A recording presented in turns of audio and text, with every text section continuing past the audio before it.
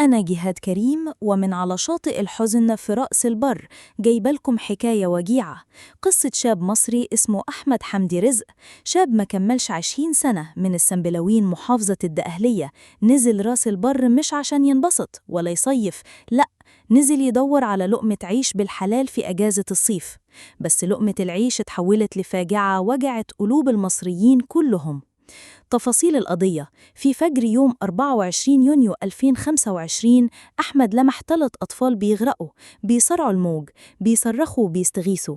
أحمد ما فكرش، ما حسبهاش، رمى نفسه في البحر بكل شجاعة وإنسانية، وقدر بفضل الله ينقذ الأطفال ال3. بس البحر كان غدار، شدوا موجة قوية، غاص واختفى، ومن ساعتها ما طلعش تاني. أسرته في السنبلاوين ما سكتوش، بدأوا يستغيثوا. فرق إنقاذ حكومية ومتطوعين غواصين، الكل نزل يدور عليه. عمليات البحث استمرت أكتر من 12 يوم من غير أي أثر للجثمان. أحمد اختفى من عند منطقة اللسان، المكان اللي فيه النيل بيتقابل مع البحر المتوسط.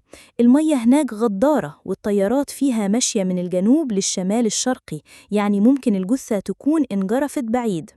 الدراسات الأولية قالت إن قوة الموج هناك ممكن تشيل الجثة لعشرات الأمتار، خصوصاً لو ما طفتش، وإن فيه كتل خرسانية وعوامات تحت المية ممكن تكون حبستها في مكان النور ما بيوصلوش. الغواص هشام الشبكي اللي نزل يدور عليه انسحب بعد 4 أيام وقال إن الجثة غالباً خرجت من المياه الإقليمية. لكن انسحابه كان صدمة لأهله، وخصوصاً بعد ما قالوا إنه طلب 20,000 جنيه، وقال إنه هيجيب معدات متطورة. لكن لما جه ما جابش حاجة وأخد الفلوس ومشي. اتهموه بالاستغلال، وإنه بيظهر في مواقف زي دي عشان الشهرة والسوشيال ميديا واللعت. بس بعد أيام ظهر فيديو بيجمعه بأبو أحمد، وكان فيه تصالح حصل عشان يهدوا الرأي العام. وسط ده كله بدأت تطلع إشاعات. ناس قالت إنهم نقوا الجثة، وتاني يوم ناس تانية قالت إن فيه هيكل عظمي في شط جمصة. بس الجهات الرسمية نفت تماماً وقالت لحد دلوقتي جثمان أحمد ما تلقاش. الشائعات دي كانت بتكسر قلوب أهله أكتر. أمه اللي قاعدة على الشط بقالها 12 يوم، وأبوه اللي بيقف كل لحظة يبص للبحر، يمكن يكون النهاردة هو اليوم اللي يرجع فيه ابنه.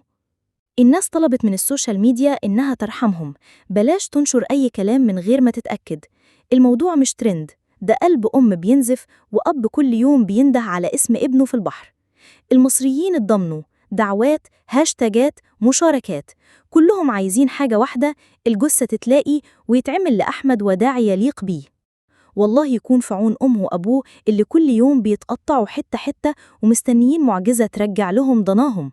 ادعوا معانا لأحمد يرجع، وادعوا القلوب أهله اللي خلاص تعبت.